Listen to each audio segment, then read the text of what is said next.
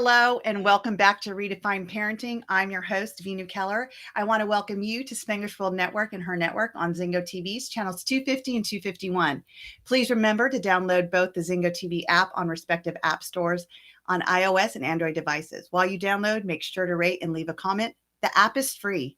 Zingo TV is also available on Google Chromecast, Amazon Fire, Fire Sticks, Roku Sticks, and all smart TVs 2016 and forward.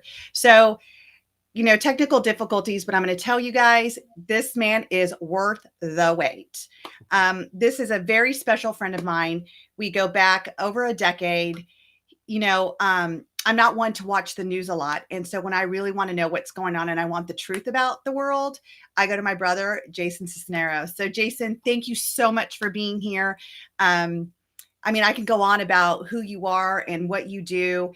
This man, guys, let me just tell you a little bit about this guy. He goes in and he saves these kids from sex traffickers. He tells you exactly how it is. Even when you don't want to hear your truth, it's like he's just going to show you what it looks like and then give you the choice what you want to do with it. And I brought Jason on my show because, number one, I love this man.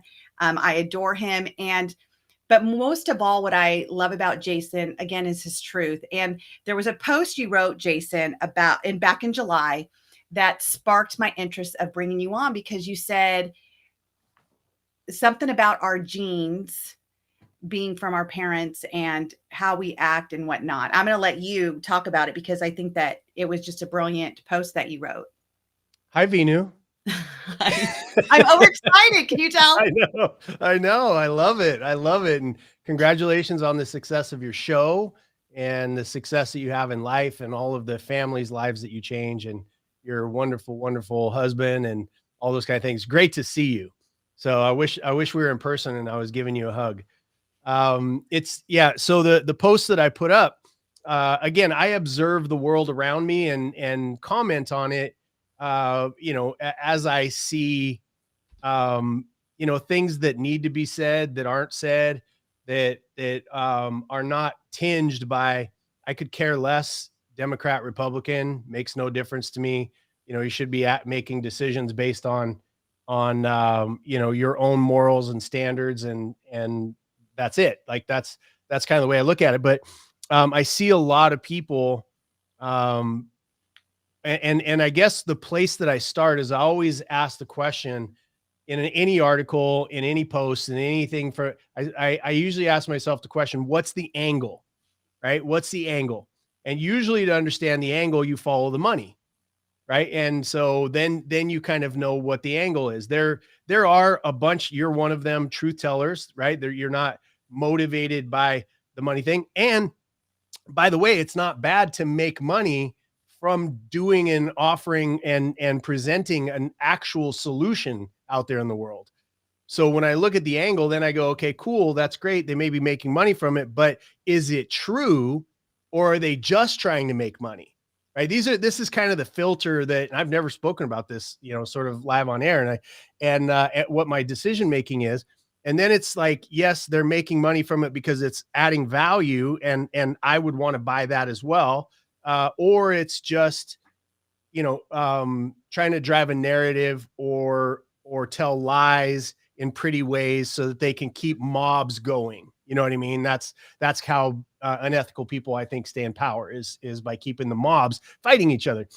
So what I've seen and over years and following you and knowing what you know and listening to you about parenting and, and reading books and those kind of things. I have kids myself.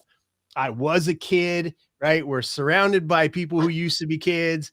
And so it's really healthy to understand. And what I noticed on that day was I basically just said, 99% of the things that you're blaming on your parents, right, are a choice. It's not genetics. And just to get people thinking about that fact, and I have multiple phases of my life that I was thinking about, right? I was adopted when I was younger. And so there was that, how was I behaving as I was being raised by a man who, by all means, hated my guts and ended up going to prison when I was 17 for attempted murder of me and my mom.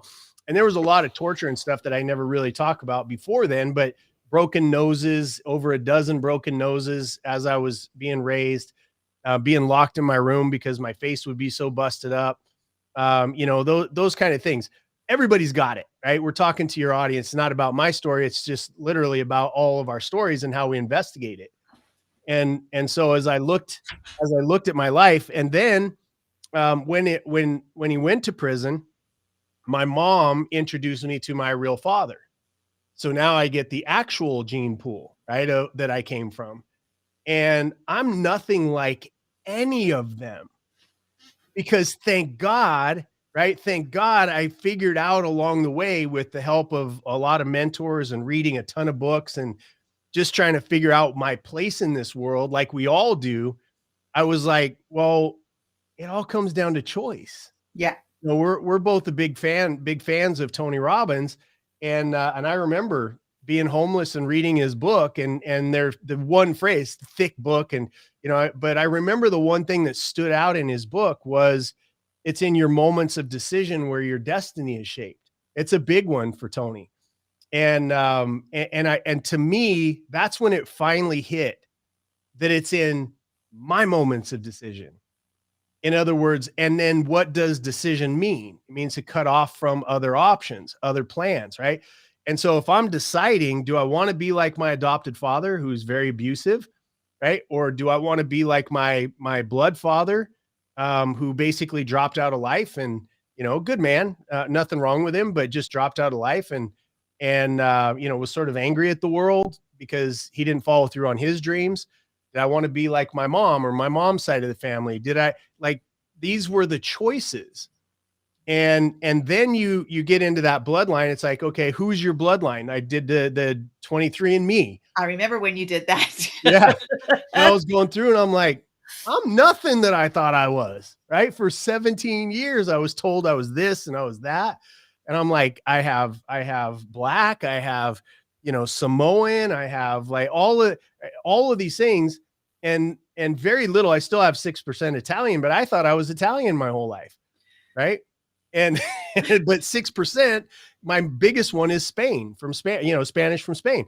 And then, and so all of that put me in a unique position to go, okay, cool. And then I start to meet my grandparents and my dad's family and all those kind of things. And you start to hear the repetition thoughts, right? Like, oh, my grandfather had this kind of cancer, and my dad had this kind of heart problem, and so you start to think, and even me, I'm like, well, maybe I should be looking at those things, knowing, and it's so funny how life works, Veenu, because knowing, like, before I met my real dad, or after, I'm sorry, before I took the blood test, I'd gone and gotten a whole workup.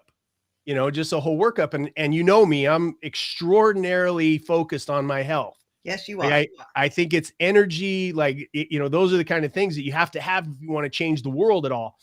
And so as I was just like 2 weeks before going to meet them and hear about all of the family health problems and all the family history, I just gotten a big workup from one of the greatest heart surgeons in the world. And he comes out of it and he goes, dude, you have a less than 2% chance of ever dying of any heart disease whatsoever. I wish I had your heart. You know what I mean? And then I'm like, well, maybe I'm going to have heart. Knowing that a world expert that just did my workup, was like, it's choices. Like, yes, we have DNA traits. Yes, there are genetic codes, right? But I think that the biggest reason that you wanted to talk about this today was for us to understand. I believe, again, not a scientist, not a doctor, I believe that 99% of what we become is a choice. Yeah, I think it's mindset. And that's why I wanted to bring you on here, because, you and I were both raised in a different generation where we were learning that, it was the era of parents. Both parents are working now. Mom, it's not the leave it to beaver homes anymore, right? Like, we're latchkey kids. We had to take ownership for our homework. We had to do chores. If you didn't clean your room, you weren't going out with your friends. Like, there was consequences for our actions. And then we got into a generation where you and I raised, your kids and my kids were raised in that same generation, the millennials, where it's like, oh gosh, we can't let them have the bad life that we had. We got to make it better for them. And what we did, and I say we as a whole got into that, not everyone, but a lot of us, I will raise both my hands that I did this, entitlement. And then now kids are blaming, oh, well, it's just my genes. It's my genetics. Look at my parents, this and that. And when I read your post, I'm like, this is amazing, because this is exactly what I said. When are our kids, when is the next generation just going to take ownership for the decisions that they choose to make in their life today, instead of saying, oh, as my mom and my dad? Because I'm going to tell you, being Indian, born in America, I'm the first generation born here. My father and mom divorced when I was little. Never happened in our history of our family. So we were already the black sheep.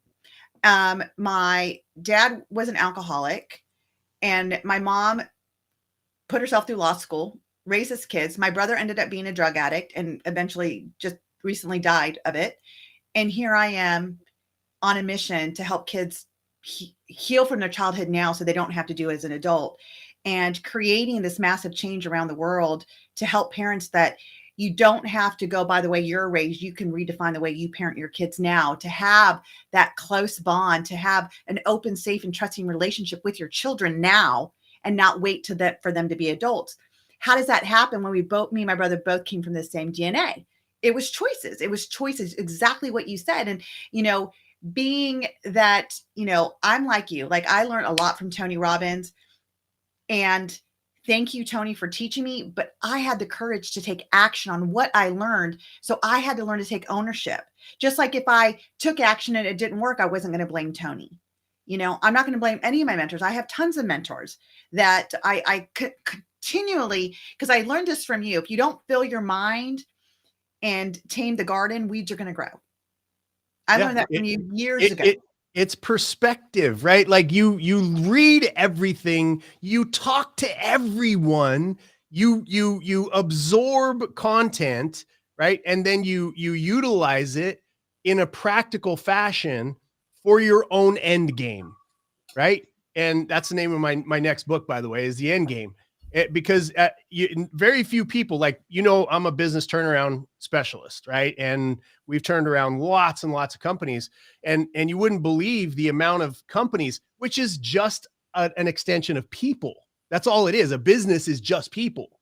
And so you look at what you're talking about with kids, and then they grow up, they get to a place where they're like, well, nobody taught me to look to the end of my life of what I would like to design. And it can be modified, it can be changed, but you get a vision out there of what you want to create for yourself, right? And it always, spoiler alert, it always, when you get it right, contains the word freedom in it. Yeah. The human soul requires freedom to breathe. And so no matter what somebody's end goal would be, right? If I was sitting down with you across a cup of coffee or somewhere, I would say, what's your end game, right? What is your end game with this thing that you're doing with your company, whatever? What is your end game? Because I want to know, where are you headed? Have you even thought about it? You want to change people's lives. You say, look, what's the end game for your kids? What's the end game for your business? What are you shooting for? Right. Because if you don't know, you are a puppet. I was a puppet for the first half of my life. I was a puppet that was being controlled by emotions of who I should hate those people. I should not like those people. My adopted father raised me, not to like these people, and blah, blah, blah, blah, blah. And women, he didn't treat women well, and all this other kind of stuff. But at the end game, when I took a step back and said, okay, here's what I want for my life. I want freedom, and freedom, we don't talk about it enough, has an economic component to it, because money can set you free, and it doesn't take that much to actually set you free. So when you look at whether people are attached to an end game, you can't reverse engineer to where you are to fix that. When people come in and ask you to come in with their family, I'm sure one of the first questions you ask them is, what would you like to see instead? Yeah. I mean, I have my program where I move in with families. I'm actually getting ready to do one next week. I'm going to San Diego to move in with the family for 4 days to turn things around. And the first thing I ask them is, what would you love? at the end of my 4 days, what would you love? You know, what would you love for your family? And it's like, I've never heard a family say, you know, I am just already connected enough to my kids. Like, I'm good. Right. I've never heard a family say that. Yeah. You know, you could be I'd as like close this. as you Yeah, want. I have plenty of laughter. We Yeah, joke all the time. We eat we're around the table. It's good. good. Like That good. never happens. What I always hear parents say is, I want my kids to be happy, healthy, and independent. I want to be able to have a great bond with my kids where they know that I do not judge them, that I'm there for them, that I got their back. And no matter what decision that they make in their life, I don't have to like it, but they always have me supporting them, and that my love is unconditional for them. That is what I would love for my kids. I'm like, great. So how do we get that? What does that look like for you? You Because you know what? reverse engineer to where they are Right. and you go, here's some new skill sets, right? That if you employ these skill sets, that's going to lead you to that outcome, right? 100%. And It's I bet you it's the same thing with the businesses. The two most major things is frequency and consistency. yeah. It's so much. And, you know, again, the business is just an extension of life because it It is is. people, right? You chose little ones and I chose big kids, you know? And so, but again, once you get tied to that and then you come back, it does take, like when you say, when you're talking about your clients or our clients or, you know, anybody, it takes somebody, and this is what I know you're proud of with your clients, and I know certainly in the business world, it's difficult to ask for help because what we have been programmed to think is that we failed. Yep. And that is an identity issue. And when somebody goes, I love my kids more than I love my ego. I love my business, you know, my freedom that I've created for my family with my business. I love that more than I love my ego. It opens a door. So if anybody on the planet, if anybody on the planet wants to shift, right, then they have to have that quiet conversation with themselves to say, I have to ask for help. I have to look for it. The help is between hardcover books. It's all over YouTube. It's coaches, right? It's those type of people.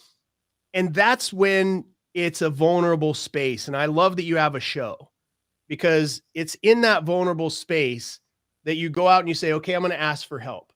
And then what do? They go online, right? They go to social media, they ask a couple of friends and they look at that. And then you're bombarded by a million fakes, right? A million fake gurus that know what they're doing. So what I would say is if you're looking and that door is open for you and you're saying, I need help, do your due diligence. Talk to past clients. Don't just take some flashy, because I'm telling you, this stuff is wired. It's wired for you to make decisions to buy stuff that will never help you based on literally a scheduled hypnosis that they Right. put you in with their copywriting and their pictures and all that. Not to say that marketing and advertising is a bad thing, but it's fine if it captures your attention. That's a win. Number two is you got to go and ask the question. I Let me think talk that to a family that Veenu worked with. Right. And I think that right now, because we have pushed marketing, marketing, marketing, but marketing doesn't create that trust, because as soon as you market, this is what it is, and then you buy into the program and what you bought was not, the marketing didn't lie. You just didn't read between the lines. You didn't go get someone who took the course and said, this is what I got from it. Right. You didn't get all that. And you just actually had a post the other day I saw on it. I'm like, oh, there's my brother again, talking truth. You know, we go to all these self-help gurus to say, hey, help me. And then we buy into their program, and then we're there for 4 or 5 days. We feel great. We're going to make all these changes, go home. And then we don't, do anything. And here's, the God honest truth is that we as adults, and our kids do this as well, because we role model, are always trying to resolve our identity, and our identity are one of many things. Am I capable? Am I doing it right? Do I belong? Am I enough? Am I worthy? am I powerless? And the moment we're trying to go for our end game, as you call it, end result, as I call it, we get distracted by all these obstacles that we think we need to resolve first. I need to resolve that I'm good enough first before I can get the freedom. I need to resolve that I'm good enough before I can do that. So we put conditions around everything instead of just staying true to what your end game is or true to what your end result is. We're constantly trying to resolve who we are, and our kids are watching that. So now our kids automatically feel, oh, well, I'm not good enough either. So I got to resolve that before I can go to my parents, because I can't disappoint my parents, because then it's just going to reinforce that I'm not good enough. And so it's this constant thing. And going back to your post about, 99% of our traits we blame on our parents are not genetic. It really goes back to the fact of take ownership for what you're doing, who you are, and what do you want to be at the end of this. I always tell my parents when because I work with like a lot of teenagers, 15-year-olds, 14-year-olds, I said, you realize with your 15-year-old, you only got 3 summers left. How do you want to spend it? And they're like, oh my God, Veenu, I didn't even think about that. I'm like, yeah, you got 3 summers left. Do you want to spend it reprimanding them and telling them how bad they are because you got to tear them down? And that's what you're programming. You got to tear it down before you can build up? Or would you rather just look at where you're at and start building up? You said 2 really magic things, which because you said, you go to these seminars, right? And you go 4 days, 2 days, 5 days, 8 days, a 10-day retreat, whatever you go to. And so there's 2 perspectives that I would challenge your watchers to adopt. One is time. And then I'll come to the second one, which is good versus bad, right? The first one is time. There was a book that was put out a long time ago that said you can't learn to ride a bike at a seminar. I can't remember who the author is, but it was a fantastic title. I was going to say. Yeah, fantastic title. And when people come to us with their businesses, right, we're either going to the next level, we're doing acquisitions, we're doing mergers, it's a turnaround and they're in bad shape, right? They come and they're like, okay, what can you do and how long is it going to take? 18 months. It's going to take 18 months because you have to reshape the beliefs enough so that the behaviors change. You have to anchor in that end game enough to go through what I call the trough of despair, right? The trough of despair immediately shows up right as soon as you decide to do something different, right? As soon as you start to you're like, I want a different end game, which necessarily makes you modify your behaviors. You start to modify those behaviors. You're not good at them yet, right? You haven't formed the bad habits that you formed over 20 years, 30 years, 50 years of your life. And you get to the other side of that decision and you're like, I'm going to march confidently in the direction of my new goals. And then all of a sudden, right? Yeah. You lose friends, right? You mess something up. Your kids don't immediately respond the way that you want them to. A salesperson leaves, the revenue drops, right? There's that trough of despair while you're doing. Now let me switch to the good, bad conversation. You say, well, I have to be good enough to get to that end game, right? To deserve it. It's not a good, bad. There is no judgment. All it is you're adopting a new skill set to be able to reach a new outcome, right? So when we're like, I'm not good enough to get it. Well, if you were good enough, like let's use that language. If you were good enough, you'd already have it. So thank God I'm not good enough to have reached my outcome, because joy is in the journey, not the destination anyway. Right? These are things that when we stop thinking like the rest of the world, who's all miserable and on antidepressants and going bankrupt, and 95% of companies fail. And I don't know how many, families fail. You would know the family statistics.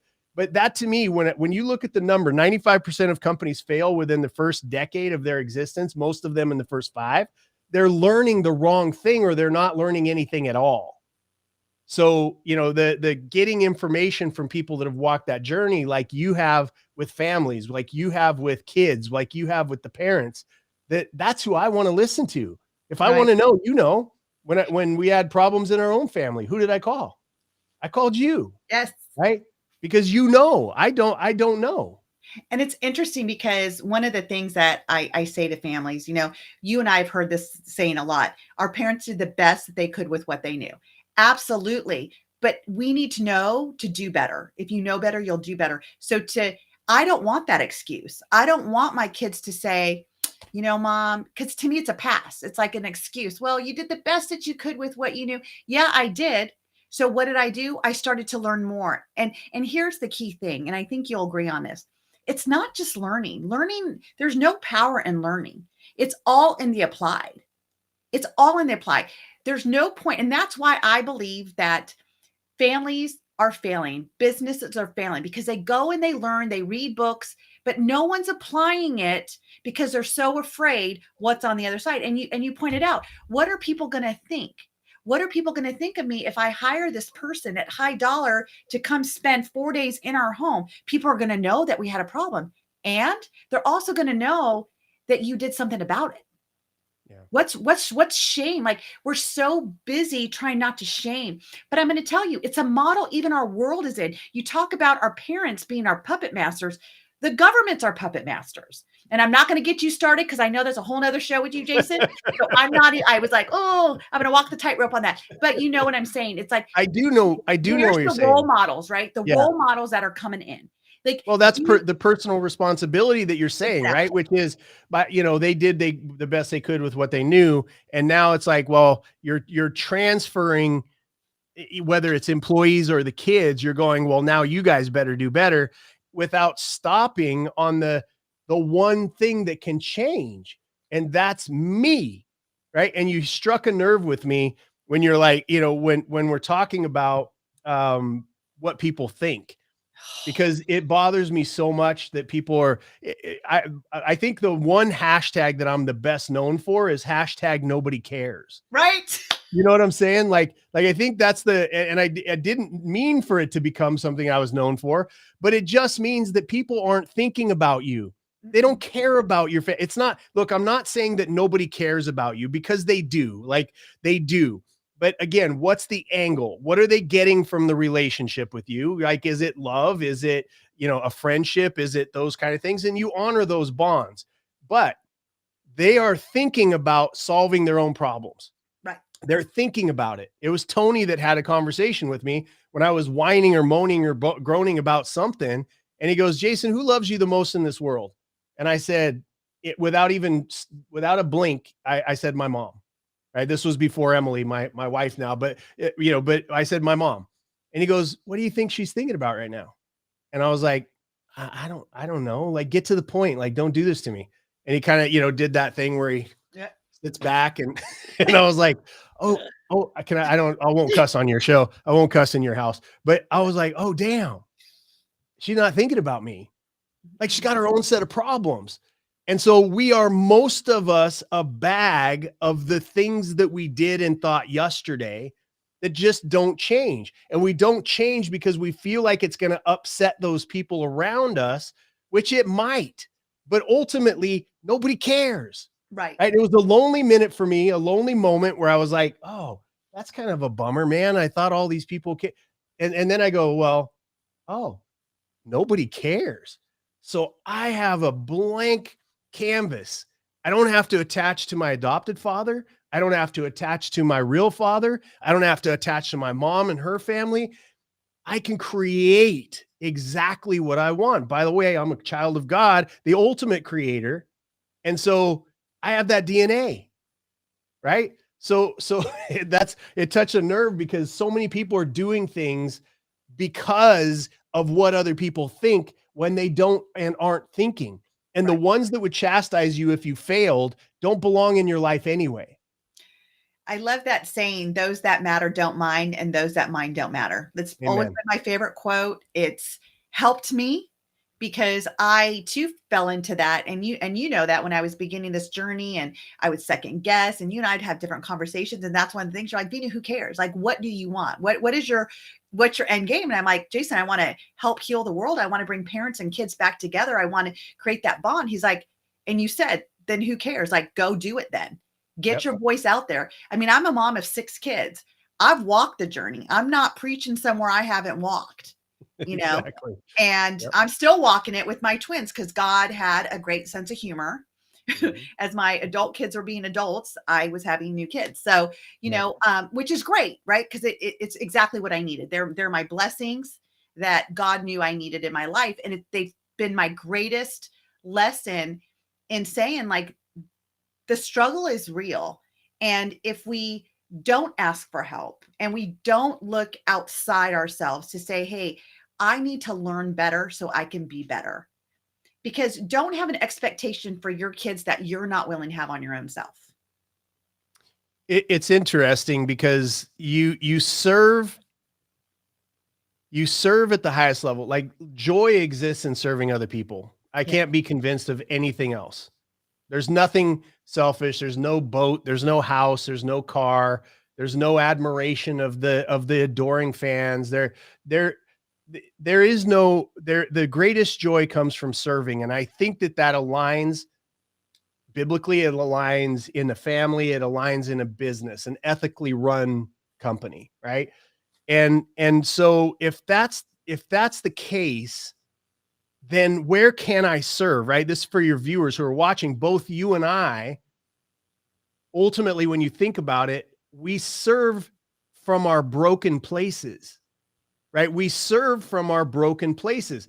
And the reason why we can, just like a bone when it breaks and heals, is stronger in the broken place, right? And if you understand that, most people are dancing around the idea of, oh, I don't want to step on that broken place because it's a weak spot.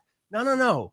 You got through it, which means that thing is fused and bonded with strength of the experience that you went through. And it's coated in a coat of platinum called empathy for other people that have experienced what you experienced. Yeah. Right. So it's this strong super play. And if people would just stand on that and grow and be able to serve other people to avoid that, right? My biggest 3 philanthropies, I feed people because I grew up hungry. Right. I'm CEO of Feed a Billion. I help women because my mom got the crap beat out of her by my adopted father. So I work in the domestic violence space. Right. I was beat as a child and abused as a child. So I go rescue children. Right. Those are 3 places that I stand on the strongest spot possible because I know what they're going through. And once we reach our freedom spot, right, our ability, anybody that's watching this, you're free. If you're not, call me, right? If you're a child, if you're a woman, if you're somebody that's let us know, because that's what we do.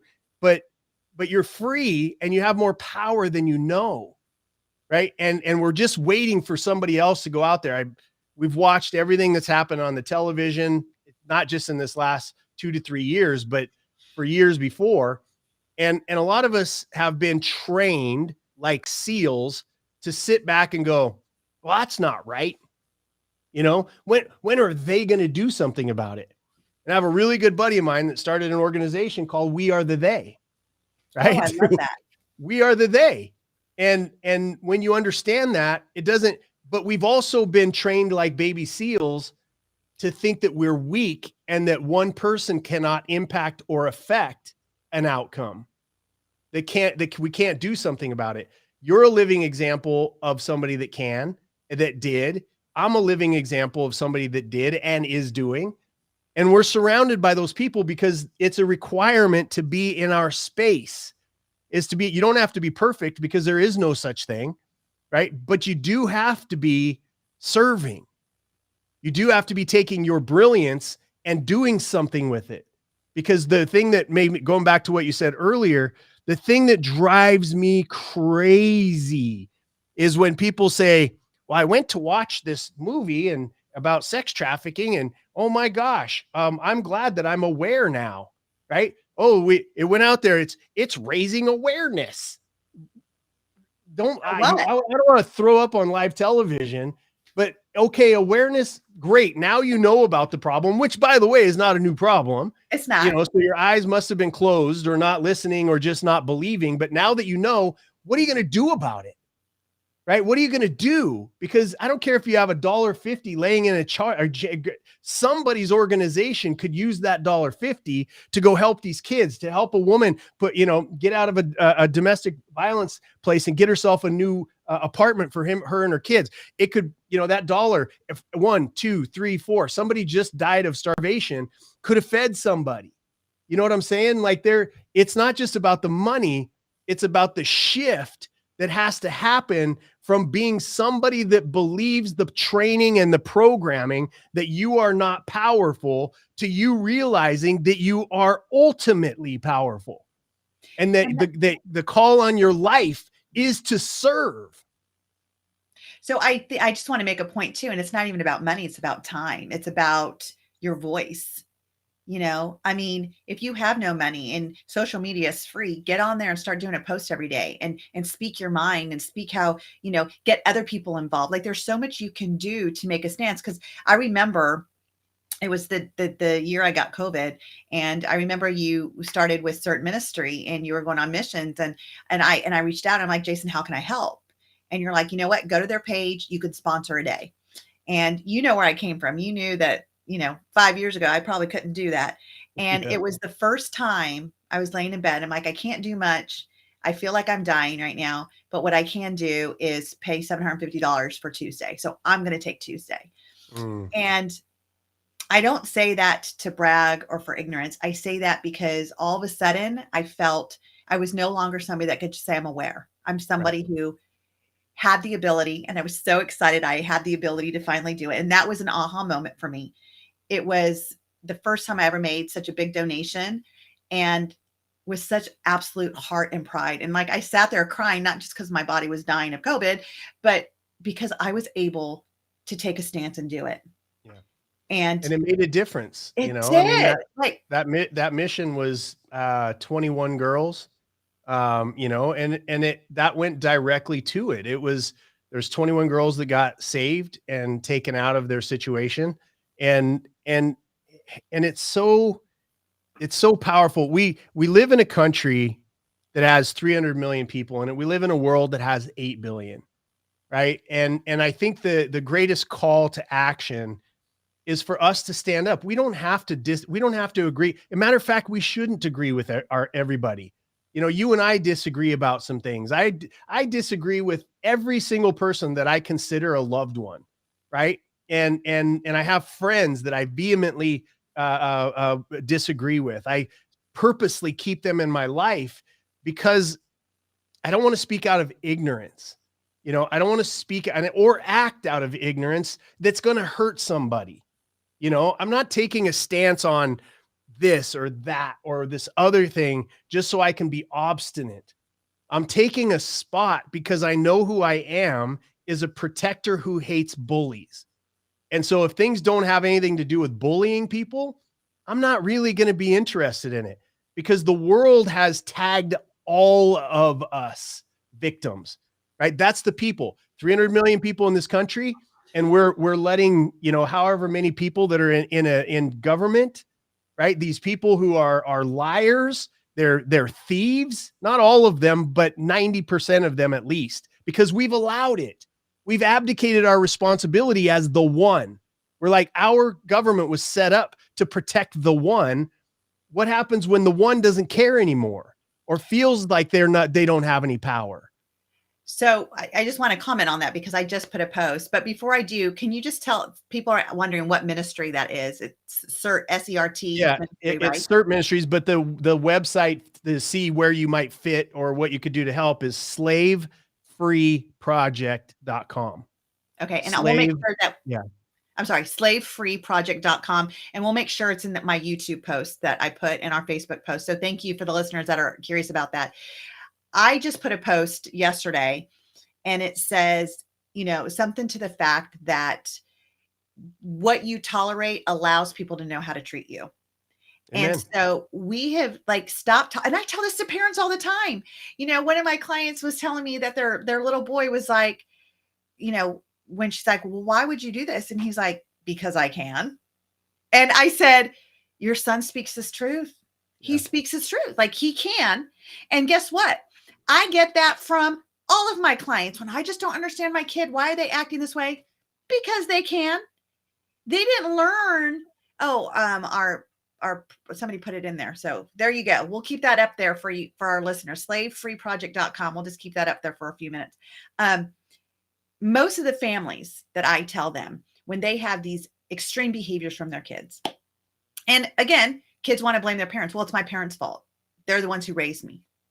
Let's take ownership, first of all. Second of all, for the parents, what are you tolerating from your kids? You know, if your kid is cussing at you, your kid's calling you names, your kids are telling you a no, and you're tolerating that, they're going to continue to do it because their brain, first of all, their brain's not developed. We have got to be our kids' frontal lobe because their frontal lobe literally looks like Swiss cheese, like a sociopath. Mm-hmm. So if we as our parents, if we really want to guide our kids, we need to be their frontal lobe. So my son today, I was like, please get that balloon out of here. And he said, no. I didn't let that go. I'm like, I'm sorry, excuse me? He's like, no, ma'am. I said, try again. I said, go ahead, bring that balloon in here. Let me pop it. He's like, nope, it's gone. I said, oh, that's what I thought. Again, because I don't tolerate that. I do not tolerate my kids telling me no. You want to have a discussion about something because you disagree with me? Then bring it on in. Let's have a discussion. But do not tell me no. Yeah. I watched a video the other day of a kid, you know, because there's a lot of decisions. I'm not going to go there, but there's a lot of decisions that we are letting kids make that they absolutely should not be making. And I saw this video of this kid. He was probably 7 years old, 8 years old. It was in that range. And this guy goes, okay, here's $10,000 cash, right? Or here's 2 Oreo cookies. And the kid took the Oreo cookies, right? So you tell me that these kids that we are supposed to be the adults, right? We're supposed to be, you asked a question earlier in the show about, about there was some conversation about kids and then blaming their parents and, you know, how are they going to learn? Like we're letting millennials get away with all this stuff and how we train them. And the answer to you is to that situation is we as the parents are responsible to put blockers because we are supposed to know better. We're supposed to know better. When will the kids learn? They will learn when the world gives them pain. We're supposed to be a shield for that pain to say, you know what, if this happens, that's why, like, you know, if they burn their finger, they're learning small pain. But if we remove ourselves or the government removes us as the shield between us and our kids, there is a lot. We just saw a lot that's going on in the war, right? There is a free shot at your kid from the world, and the world does not play by rules that we're trying to set up. It's not gentle. It's not easy. It doesn't care what you want to call yourself gender wise. It doesn't care. And so we're supposed to be there to say, you know what? I understand you might be feeling this way. Let's work through it. Like, let's have conversations, blah, blah, blah. Give it some time, right? 18, you're still not fully developed, but at least you're 18 and now you're responsible. But we take that blocker out, or the government does. And when that happens, that's a whole other scenario. The world has a free shot at your kid. Right. And it has a free shot at us if we're not educating ourselves with new information. Absolutely. Absolutely. This is like absolute gold. And, you know, we have over 2 million viewers right now all over the world, by the way. This is amazing. Just the information that you're sharing, Jason, because. Well, it's because they rightfully fell in love with you. That's why. No, it's the bald head. They're like, God, that guy has such great hair. I was voted sexiest bald head of 2023. There you go. By myself, I voted for me. I love it. I think the question, you know, when it says, you know, who loves you the most, it should be yourself. Love yourself the most, right? Love yourself the most. You have to, because again, it comes back to, you know, Pastor Rudy, for those of you that don't know, he's the man 25 years ago that started rescuing kids with CERT Ministries. And that's who I rescue with now. Beautiful man. But he said something to me that really disturbed my peace for a while until I really understood it. he said, a slave cannot free another slave. Right. Oh. And I was like, oh man, that is, and it was like, it was one of those moments, right, when somebody says something so profound and I'm like, how am I going to make sense to myself with that statement? And we're out there and we're like, okay, well, why do we need to get and make money enough to be free? Well, because what that's allowed is for me to go free people without caring about money. If we need a jet, if we need, equipment in Ukraine, if we need a team of people in Los Angeles, whatever it is, can you imagine how terrible it would be if you called up and your child was missing and somebody told you, I'm sorry, we don't have enough money to do it? Nope. Can you imagine that being a response? Right. So we make sure, like, that's the only reason why I show my face out in public, is to help certain ministries who's, we're busy doing the work, but they're doing it 24/7 all day long, every day. Right. And they even give, when they do outside work, 90% of what they make goes back into the ministry. And so when I started thinking about that, I was like, oh, because I had the idea in 2019, when I sold all my companies. I kept my consulting company and a couple of other ones, but my team runs the consulting side. I had the idea that I was just going to, sort of not retire. I tried that and it was a disaster. I don't think that'll ever happen for you. Right. To go do something else to add value. It was rescuing kids and the domestic violence and that kind of stuff. And I sat down in prayer one day and it was like, I have this skill set for businesses, right? To help businesses. The thing that freed me to not care and say what I needed to say, and without the care of being canceled during 2020 up to this day, right? And to be able to have the money to be able to do the rescues, to be able to have the time freedom to be able to go whenever anybody needs me to. The thing that set me free was one of the greatest things in the world called business, right? If people want to dig into this, it's independent access to capital. People want to say, well, what brought free, general prosperity back into the world? Because if you go back, even up until 1776, when this country was formed, you go back before that, and then 100 years after that, there was 3% of this world, or 97% of this world, was living in abject poverty. Mm. And then what happened was, you go into, 100 years later, they did this really amazing thing. And it was the first time in the history of the world that it had ever been done. A centralized government here in the United States passed a law in 1890, right? That was a free trade. It was for free trade. It basically said, nope, we're not going to let too much wealth accumulate in the too few hands, because that's what leads to communism and tyranny and that kind of stuff. Since that law has been passed, do you know that abject poverty has almost flipped? I did not know that. Yeah, it is insane what has happened to the world, because we were free to do ethical capitalism, which demands the best of us, which demands us to serve other people. There's unethical capitalism. We see it at Amazon, we see it at Google, we see it all over the place. But ethical capitalism is you and I's tether to financial freedom. And so as I was thinking about just leaving the business world, God said to me, we can free more people by helping them be more prosperous, by teaching them business principles. And business principles align very closely, if not identically, to biblical principles. I love that. And it goes back to a very simple analogy that comes to my mind, is that when someone's hungry, you can either give them fish or teach them to fish. And I think that's exactly what you and I, our mission is to teach people, because, if I can empower you to be the power in your life, I always tell people I'm working myself out of a job. That's the most beautiful thing I can do. Do we only have 30 seconds left? Yeah, I know. We're out of time. I'm going to bring you back, Jason. I'm going to bring you back. We're done. I love you. I'm proud of you. I'm honored to be your friend, and you're amazing. Everybody should watch the show, share it, get more people watching this lady, because she's amazing. How's that for a close? Thank you, Jason.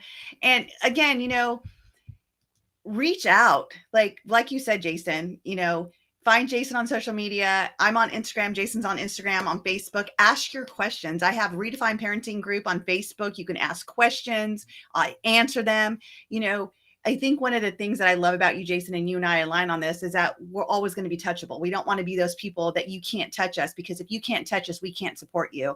And we're here to impact. We're not here to just talk and, you know, add wisdom of gold. We want to show you how to apply it to your Amen. life.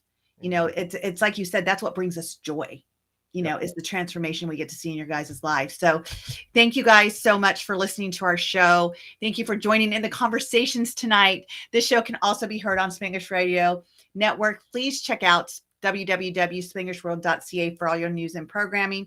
Spanglish World, watch it, hear it, read it, download it, and live it.